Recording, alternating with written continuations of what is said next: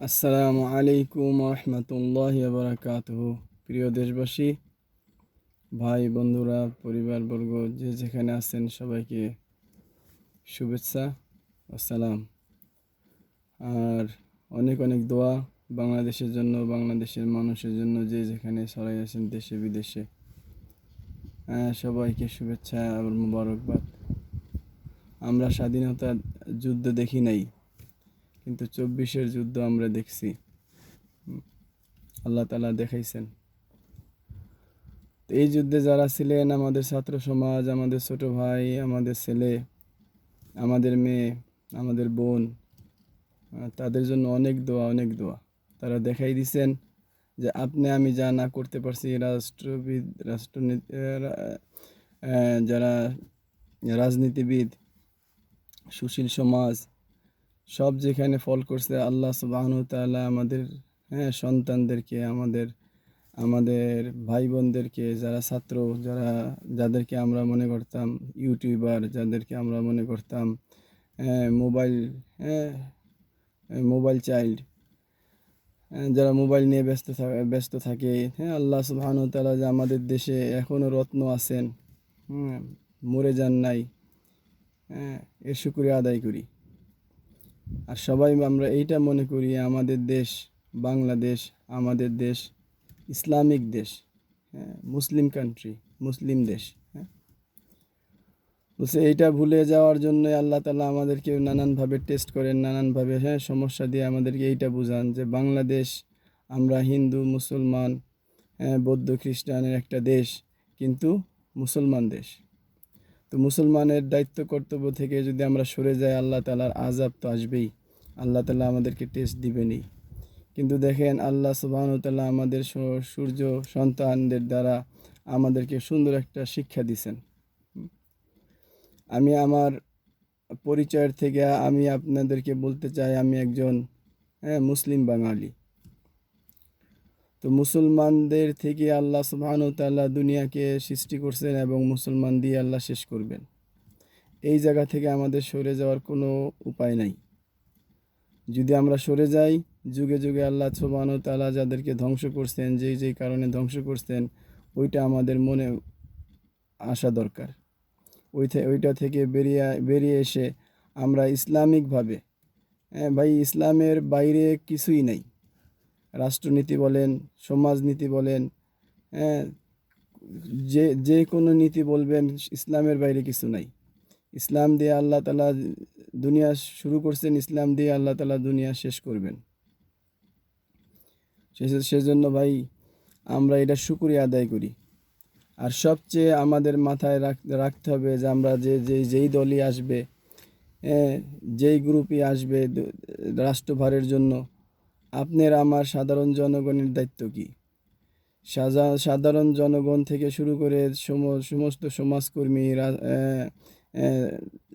তারপরে যারা যেই দলের আছেন, যেই দলেরই থাকেন, সবার প্রতি শ্রদ্ধাশীলতার সাথে আমি বলতে চাই যে আমাদের যে সূর্য সন্তানরা এই দেশকে নতুন স্বাধীনতার মুখ দেখাইলো, তাদেরকে ভুলে না যাওয়া।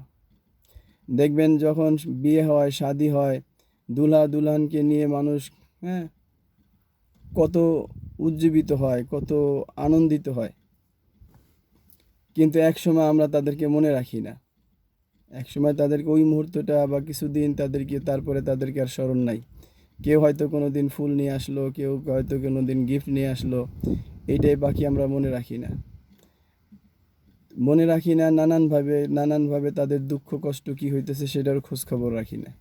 কিন্তু একটা দেশ, সেটা সব সময় মনে রাখার জন্য, একটা দেশের মানুষকে সবসময় মনে রাখার জন্য। আজকে দেখেন, পথকলি থেকে শুরু করে ছাত্র সমাজের সাথে যারা যুক্ত হয়েছে, তাদের কথা আমরা কে কতটুকু মনে রাখবো তা জানি না। কেন? আমরা সবাই, আমাদের সন্তান আছে, আমাদের পরিবার আছে, আমাদের পরিজন আছে, আমাদের সমাজ আছে, আমরা সেইখানে ব্যস্ত হয়ে পড়ি। এটাই স্বাভাবিক, এটাই মানুষের ধর্ম, মানুষের নেচার। ধর্ম বলা যাবে না, মানুষের নেচার। মানুষ এইটাতে এইভাবে আল্লাহ তাআলা মানুষকে বানাইছেন, মানুষ ভুলে যায়। কিন্তু এটা স্মরণ করাই দিতে হবে আপনাকে আমাকে। আপনি আমাকে স্মরণ করাইবেন, আমি আপনাকে স্মরণ করাবো। যে আজকে দেখেন, ছোট্ট শিশু থেকে শুরু করে বৃদ্ধ মা, বৃদ্ধ নানি পর্যন্ত এই কাজে জড়িত ছিল। সমাজকর্মী থেকে রাজকর্মী, পরবর্তীতে তারাও যুক্ত হয়েছেন। কিন্তু মূল নায়ককে, হ্যাঁ, মূল নেতা কে দাঁড়াইছেন? তারা আমাদের ছাত্র সমাজ, যারা সমন্বয়ক আছেন। আমি জানি না আমরা কাদেরকে, কতজনকে আমরা মনে রাখতে পারবো। হ্যাঁ, খালি মনে রেখে ধরেন তাদের প্রতি আমরা সম্মান দেখাইলাম, এইটাই না, তাদেরকে প্রায়োরিটি দেওয়া, তাদেরকে আগে নিয়ে আসা, তাদেরকে গাইড করা। যারা এত বড় একটা গুরুদায়িত্ব পালন করছেন, যাদের দ্বারা এত বড় একটা সমস্যার সমাধান হয়েছে, তাদেরকে ভুলে না যাওয়া। যে যেখান থেকে আসি তাদেরকে সাপোর্ট করা, তাদেরকে আমাদের নেতৃত্বে নিয়ে আসা। অনেকে বলতেছেন, হ্যাঁ, অনেক কথা বলতেছেন, কিন্তু এগুলো মনে রাখার জন্য আমি একজন মুক্তিযোদ্ধার সন্তান হিসেবে আমি মনে করি আমার এটা দায়িত্ব। আমি একজন প্রবাসী, আমার নাম রেজাউল করিম, রেজা। আমার বাবা একজন বীর মুক্তিযোদ্ধা, মাদারীপুর আমার বাড়ি। আমার বাবা নাই, আমার বাবা যখন চলে যায় তারও 1 বছর আগে, 2 বছর আগে আমি বাবার সাথে দেখা করছিলাম, বাংলাদেশে গেছিলাম। বলছে আবার যদি সেই এলিম যেটা হাতে পেতাম, আমাদের মুক্তিযোদ্ধাদের কে মনে রাখছে বলেন? মুক্তিযোদ্ধা প্রজন্ম নিয়ে আমাদের রাজনীতিবিদরা খেলেন, আমাদের রাজনীতিবিদরা কথা বলেন, জাস্ট তাদের বক্তৃতার প্রশংসাতে আমরা মত্ত হয়ে যাই। কিন্তু অ্যাকচুয়ালি কাজের কি হয় সেটা কি আমরা খোঁজ রাখছি কোনো দিন? ইমপ্লিমেন্টেশন কি হয় বাংলাদেশে, সেটা কি আমরা কোনো দিন খোঁজ রাখছি? আমরা যে দলের যে ভক্ত, সেই দলকে নিয়ে নাচি। হ্যাঁ, দল থাকবে, মত থাকবে, কিন্তু সবার উপরে আমার ধর্ম, আমার বাংলাদেশ। আমার ধর্ম অনুযায়ী আমি অন্য ধর্মের প্রতি যে দায়িত্ব আছে সেটা পালন করা, আর সবার ব্যক্তিত্ব থেকে বাংলাদেশের সেবা করা। আমরা সবাই কথা বলি, কিন্তু কে কতটুকু বাংলাদেশের জন্য করি? মুক্তিযোদ্ধা প্রজন্মদের থেকে আমরা কার কার কার কত মনে রাখছি? কত মুক্তিযোদ্ধা আছে তাদের নামও জানে না কেউ, কেউ জানে না। কেন? তারা দেশ স্বাধীন করে তারা ধন্য হয়েছেন, তারা বাকি সুযোগ সুবিধা নিতে আসেন নাই। হ্যাঁ, আপনি যান মাদারীপুরে, আমার বাবাকে অনেকে চিনেন, কিন্তু আমার বাবাকে কয়জন মনে রাখছে, কয়জন স্মরণ করে? হ্যাঁ, উনি মারা যখন গেছেন ওনাকে অনার অফ গার্ড দেওয়া হয়েছে, কিন্তু ওনার কয়জন সন্তান আছেন, ওনার কয়জন কি আছেন, তাদের আমরা 5 ভাই, আমাদের কোন ভাই সরকারি চাকরিতে আছে? মুক্তিযোদ্ধা কোটা নিয়ে যেটা হইতেছিল, যেটা নিয়ে রাজনীতি হয়, যেটা নিয়ে হয়, এখানে ভুয়া মুক্তিযোদ্ধা কতজন আছে তার খোঁজ খবর কে রাখছি? যারা চাকরি পায়, কয়জন মুক্তিযোদ্ধার সন্তান চাকরিতে আছে বলেন? আপনারা একটু ডাটা করে এখন যারা আছেন, যারা আসবেন, তারা দেখেন মুক্তিযোদ্ধার সন্তানরা কয়জন কোটার মধ্যে আছে, বাকি ভুয়া মুক্তিযোদ্ধার কয়জন আছে। আমাদের দেশটা একটা কুলুষিত দেশ হয়ে গেছে। আশা করি, দোয়া করি, আল্লাহ সুবহানাহু ওয়া তাআলা এই প্রজন্মের গুরুদায়িত্বের উপর মানুষ শ্রদ্ধা করে আবার শান্তি ফিরে আইনা দুর্নীতি দমন করে সুব্যবস্থা কায়েম করবেন, ইসলামী ব্যবস্থা কায়েম করবেন। একটা হলো ইসলাম ছাড়া যে কোনো ব্যবস্থা আসে সেটার মধ্যে শান্তি থাকবে না। ইসলাম ছাড়া কোনো নীতি নাই, ইসলাম ছাড়া কোনো ব্যবস্থা নাই, এটা আমাদেরকে মেনে নিতে হবে। ব্যাংকিং ক্ষেত্রে হোক, যে কোনো ক্ষুদ্র ক্ষুদ্র সেক্টরে হোক, আইন মন্ত্রণালয়, সমাজ মন্ত্রণালয়, যত মন্ত্রণালয় আছে সব জায়গায় ইসলামের বাইরে না। হ্যাঁ, ইসলাম হইল কিয়ামত পর্যন্ত আপডেটেড। সেইগুলো আমরা কিভাবে বাস্তবায়ন করতে পারি, এই জন্য আমাদের যারা সমাজকর্মী আছেন এবং আমাদের যারা ইসলামিক চিন্তাবিদ আছেন, ইসলামিক আমাদের আলেম সমাজ আছেন, তাদের কাছে বসে এই নীতি আপনারা খুঁজে পাবেন। এবং এটা দ্বারাই আল্লাহ সুবহানাহু ওয়া তাআলা দুনিয়া এবং আখিরাতের কামিয়াবি রাখছেন। আমাদের বিভিন্ন অনেক বড় বড় আমাদের দেশের সূর্যসেন আলেমগণ আছেন। যাক, আমার ওই আলেমদের অ্যাডভার্টাইজ করার জন্য আমি আসি নাই। আমি আলেমদের ইসলামের কথা, ইসলামিক দেশ যে বাংলাদেশ, এটাকে যেন আমরা ভুলে না যাই। ইসলামকে ছাড়া আমরা চলবো, আবার সেই সেই সেই সেই জিনিসই তৈরি হবে। এবং আমরা কোনো দলের পূজা না করে আমরা বাংলাদেশের সাপোর্ট করব। হ্যাঁ, বাংলাদেশ যাকে যে ভালোবাসবে আমি তাকে ভালোবাসবো, সে হিন্দু হোক, সে মুসলমান হোক। হ্যাঁ, একজন দেখেন, আমি অনেক হিন্দুদের কথা শুনেছি যারা বাংলাদেশকে যেভাবে দেখে আমরা অনেক মুসলমানরা এভাবে দেখি না। সেজন্য দেখেন হিন্দুরাও হুজুর মোহাম্মদ সাল্লাল্লাহু আলাইহি সাল্লামের উম্মত, খ্রিস্টানরাও মোহাম্মদ সাল্লাল্লাহু আলাইহি সাল্লামের উম্মত। যে কোনো মুসলমান ছাড়া অন্য ধর্মাবলীর মধ্যে আছেন, তারা তারা মোহাম্মদ সাল্লাল্লাহু আলাইহি সাল্লামের উম্মত। তা আমরা আসলে একই আদম সন্তান। বিভিন্ন কারণে বিভিন্নভাবে মানুষ মানুষ আলাদা ধর্ম প্র্যাকটিস করে। তো এই জন্য আপনারা আমরা যারা মুসলমান আছি এদেরই গুরু দায়িত্ব তাদেরকে মুসলমানিত্ব কী জিনিস সেটা প্রকাশ করা। আমি মুসলমান ঠিক মতো পালন করি না, তা আমি অন্যকে কিভাবে পালন করতে উদ্বুদ্ধ করব। আজকে হুজুর সাল্লাল্লাহু আলাইহি সাল্লামের যে যতগুলো সাহাবী রেখে গেছিলেন, তাদের দূরদর্শিতা, তাদের আখলাক, তাদের মুআমালাত মুআশিরাতকে দেখে দুনিয়া পরিবর্তন হয়েছে। তাদের তরবারির কারণে দুনিয়া পরিবর্তন হয় নাই।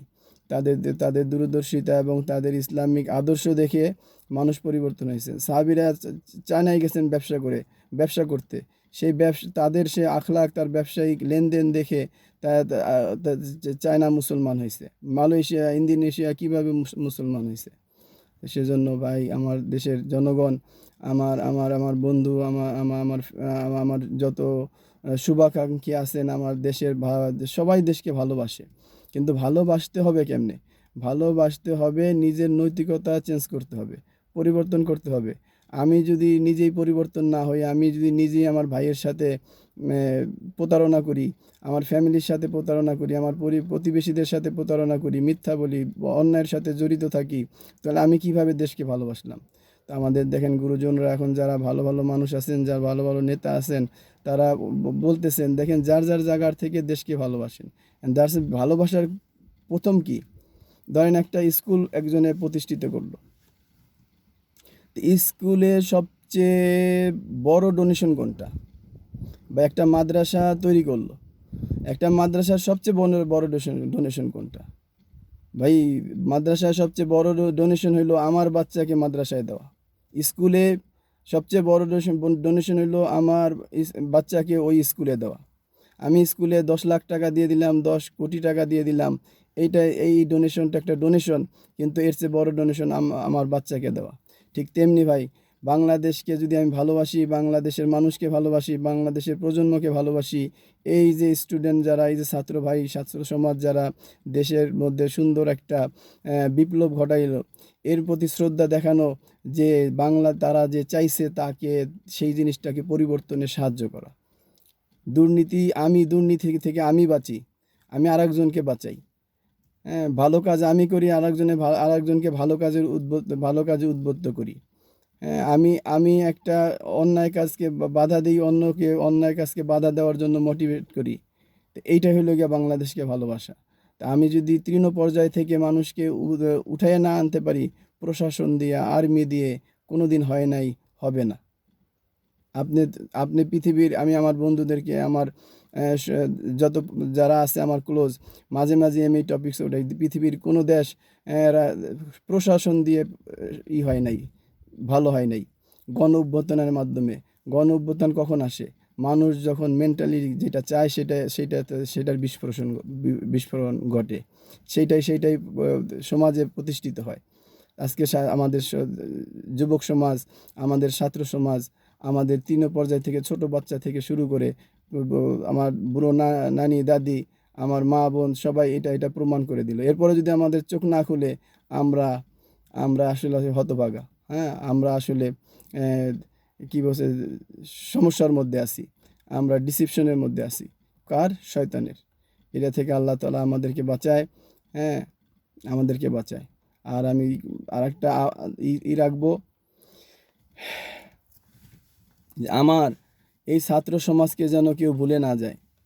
তাদেরকে বীর উত্তম, বীর শ্রেষ্ঠ উপাধি দেওয়া হোক, এবং তাদেরকে প্রত্যেকটা যারা সমন্বয়ক আছে তাদেরকে আমি অনুরোধ করব, প্রশাসনকে আমি অনুরোধ করব, সুশীল সমাজকে, যে যেই আসুক রাজনীতিতে, যেই আসুক, আমাদের এই সমন্বয় থেকে কমপক্ষে 5 জন থেকে 3 জন, মিনিমাম 3 জনকে পার্লামেন্টে রাখা হোক, বিশেষভাবে দেখেন কনস্টিটিউশনসি, হ্যাঁ, বাংলাদেশের যেটা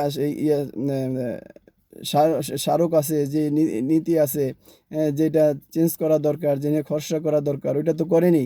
কিন্তু দেখেন কনস্টিটিউন্সি মানুষের জন্য, মানুষ কনস্টিটিউশনের জন্য না।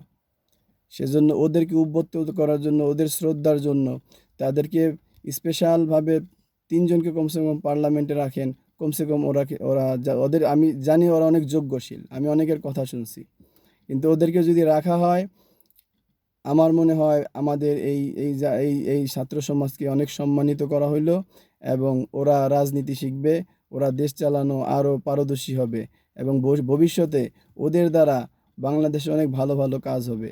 আমি হাত জোর করে একজন মুক্তিযোদ্ধার, বীর মুক্তিযোদ্ধার, যে বাংলাদেশকে ভালোবাসছে, বাংলাদেশকে ভালোর দিকে দেখতে চাইছে, কিন্তু তার যোগ্যতা, তার চেষ্টা অনেক সীমিত ছিল। আমার বাবা অনেক সাধারণ মানুষ, একজন খেটে খাওয়া মানুষ ছিলেন, আর সততা মধ্যে ছিলেন। আব্বা যদি চাইতেন, আব্বা অনেক টাকা পয়সা আমাদের জন্য রেখে যেতে পারতেন। আর আব্বা অসৎ পথে কামাই করেন নাই, সেজন্য আমাদের 5 ভাই, 1 ভাই আল্লাহ সুবহানাহু তাআলা কাউকেই মিসগাইডেড করেন নাই। হ্যাঁ, তাদের কাউকে আল্লাহ সুবহানাহু তাআলা, সবাইকে আল্লাহ সুবহানাহু তাআলা ভালো মানুষ বানাইছেন, যার যার স্থান থেকে কেউ খারাপ কাজে লিপ্ত না। আলহামদুলিল্লাহ, আল্লাহর কাছে শুকুর সেইটা। আর আমার বাবার এই বীরত্বের সাথে, এই বীরত্বের জন্য আমি আবেদন করতেছি, যেটা আমার বাবা পায় নাই। আমার এই ছোট্ট বাবাদের, আমার এই নতুন প্রজন্মের যারা বীরত্ব দেখাইছেন, এদের জন্য সেনাবাহিনীর প্রধানের কাছ থেকে শুরু করে নতুন যে উপদেষ্টা আসতেছেন, এবং যারা রাজনীতি করবেন, তাদের কাছে আমার হাত জোর করে আমি আবেদন জানাইতেছি যে আমাদের এই বীরত্বদের মধ্য থেকে তাদেরকে পুরস্কৃত দিয়ে, টাকা দিয়ে দেওয়ার চাইতে, তাদেরকে এই দেশ, এত বড় একটা গুরুদায়িত্ব যারা পালন করছেন, তারা কেন দেশ চালাইতে পারবেন না? যেটা একজন রাজনীতিবিদ করতে পারে নাই, যেটা একজন বুদ্ধিজীবী করতে পারে নাই, সেটা আমার এই প্রজন্ম, আমার এই নতুন ভাইয়েরা, আমার ছাত্র সমাজ করে দেখাইছেন। সবাই স্বীকৃতি দেন সেইটা, তো তাদেরকে কেন পার্লামেন্টে রাখা যাবে না? বিশেষভাবে, বিশেষ আইনের মাধ্যমে হইল তাদেরকে, শুনেন, আপনি ভোট দিবেন, বলবেন তারা ইলেকশন করুক, কিন্তু ইলেকশনে মানুষ কি করে? মানুষের একটা মেন্টালিটি আছে, আমার ভাই দাঁড়াইলে আমার ভাইকে আমি ভোট দিব, আমার বাবা দাঁড়াইলে আমি বাবাকে ভোট দিব, আমার দল দাঁড়াইলে আমি তাকে ভোট দিব। হ্যাঁ, এই যে আমাদের একটা মেন্টাল সমস্যা, যে ভাই, আমরা যদি আমাদের গুরু নেতা যারা ছিলেন, ওমর রাদিয়াল্লাহু আনহুর আমলে না যাই, আবু বকর আমলে না যাই, হ্যাঁ, ওমর বিন আব্দুল আজিজের সময়ের না যাই, তাদের বিচার, তাদের বিচক্ষণতা, তাদের নীতিতে যদি না যায়, ও ভাই, আমি শান্তি কোথায় পাবো? হ্যাঁ, আমার ভালো নেতা কোত্থেকে আসবে? আজকে যারা এই দূরদর্শিতা দেখাইছেন, যেটা আমি দেখাইতে পারি নাই, আমাদের ছোট থেকে বড় পর্যন্ত, রাজনীতিবিদ পর্যন্ত, বুদ্ধিজীবী পর্যন্ত করতে পারে নাই, আল্লাহ তাআলা যাদের মাধ্যমে দিছে, এটা শুকর আদায় করার জন্য তাদেরকে, আমার মনে হয় যে আমাদের যে মেন কেন্দ্রবিন্দু পার্লামেন্ট, সেইখানে অন্তপক্ষে তাদের 5 জন না হোক, তাদের অন্তপক্ষে 3 জনকে নেওয়া হোক, 3 জন নেওয়া হোক। আমি আমার আব্বা, আমার সমস্ত মুক্তিযোদ্ধা, বাংলাদেশের মুক্তিযোদ্ধা যারা জীবিত আছেন, তাদের পক্ষ থেকে, আর যারা প্রয়াত আছেন তাদের পক্ষ থেকেও আমি আমাদের সরকারের কাছে, আমাদের যারা দায়িত্বে আসবেন তাদের কাছে, সেনাপ্রধানের কাছে আমার আবেদন, যে তাদেরকে পার্লামেন্টে রাখা হোক বিশেষভাবে। তারা দেশ দেশ চালানোর দায়িত্ব যেন ভবিষ্যতে নিতে পারে এবং তাদের থেকে আসতে পারে। আশা করি আমি মেসেজ দিতে পারছি। আমি কোনো বক্তা না, আমি কোনো সময় মিডিয়াতে আসি না। আমার মনে হয়েছে যে আমি যখন দেখছি আমার সন্তানেরা, আমার ছোট ছোট বাচ্চারা যেভাবে আসছে, হ্যাঁ, ওরা 71-এর মুক্তিযোদ্ধাদের চাইতে বড় ভালো ভালো কাজ করে দিছে। আর আজকে যদি আমার বাংলাদেশ সেইভাবেই আবার থেকে যায়, তাহলে ওদের ওদের ওদের সাকসেস কতটুকু হইল? ওদের এইটার উদ্দেশ্যটা তো বিফল হবে। সেজন্য ওদের উদ্দেশ্যের দিকে নজর রেখে আমি আশা করব আমার গুরুজন যারা আছেন বাংলাদেশের, তারা এই কথাটা বুঝবেন, যে দল করেন বাংলাদেশের জন্য, কোনো দলের পূজা না করে বাংলাদেশের ভালোর জন্য কাজ করেন, ইনশাল্লাহ আল্লাহ সুবহানাহু ওয়া তাআলা আমাদের সবাইকে শান্তিতে রাখবে। আর যদি আমরা ভুলে যাই এই শিক্ষা থেকে, আবার সেইটাই হবে। হ্যাঁ, সব দলের মধ্যে ভালো মানুষ আছে, সব দলের মধ্যে আল্লাহওয়ালা লোক আছে, সব ধরনের মধ্যে চোরও আছে, সব দলের মধ্যে দুষ্কৃতিকারী আছে। তো সেগুলো আমি যদি না চিনি, আমার বাচ্চারা, আমার ভাই বোনেরা যেইটা দেখাই গেল, সেইটা যদি আমাদের চোখ না খোলে, এই জাতি আবার অন্ধ হইলে আর পারবে না, আর পারবে না।